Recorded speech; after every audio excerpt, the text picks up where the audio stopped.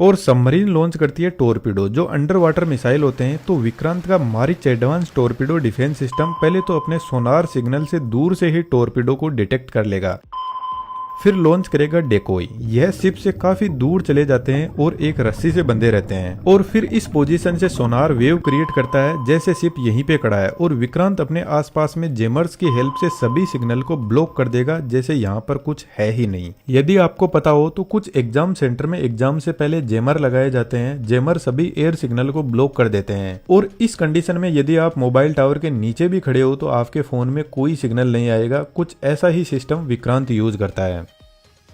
अब आप खुद सोचो कि विक्रांत को अपने खुद के गन्स, मिसाइल, कवच सिस्टम, हेलीकॉप्टर, फाइटर प्लेन, इन सब से तो अपना कनेक्शन बनाकर रखना ही है। बाकी बाहर से जो आने वाले हैं उन पर भी पूरी नजर रखनी है।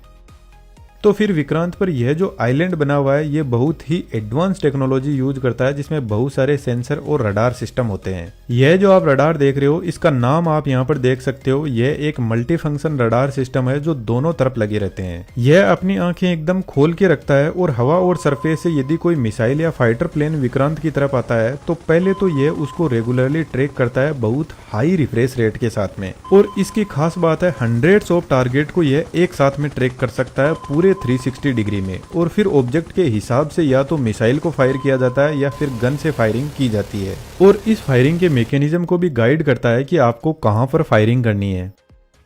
यहाँ पर यह जो रडार देख रहे हो जो घूमता रहता है यह लॉन्ग रेंज रडार होता है जो 400 किलोमीटर की रेंज तक एयरक्राफ्ट या ड्रोन को ट्रैक कर सकता है। तो सबसे पहले यह अर्ली वार्निंग दे देता है कि भैया कुछ आ रहा है, अपने सिस्टम को एक्टिवेट कर लो। इस रडार का नाम टेकन है। यह बेसिकली जो हेलीकॉप्टर और फाइटर प्लेन है उनको विक्रांत पर लैंड करने में हेल्प करता है, क्योंकि शिप पानी में एकदम सीधा नहीं चलता है, ऐसे हिलता डुलता रहता है। तो यह एयरक्राफ्ट और फाइटर प्लेन के बीच में दूरी बताता है और एंगल बताता रहता है ताकि पायलट सही से लैंड कर सके। यह जो छोटा सा रडार है जो गोल गोल घूम रहा है यह मरीन रडार होते हैं जो शिप में एक्यूरेट रास्ता दिखाते हैं चलने के लिए। यहाँ पर सैटेलाइट कम्युनिकेशन के लिए सेटकॉम लगे रहते हैं, इंटरनेट कनेक्टिविटी और कम्युनिकेशन के लिए। इसके बाद में यहाँ पे एक और पावरफुल कम्युनिकेशन सिस्टम लगा रहता है BEL ACCS, जो मल्टीपल फ्रीक्वेंसी को यूज में लेकर शिप टू एयर और कोस्ट पर कम्युनिकेशन करने के काम आता है।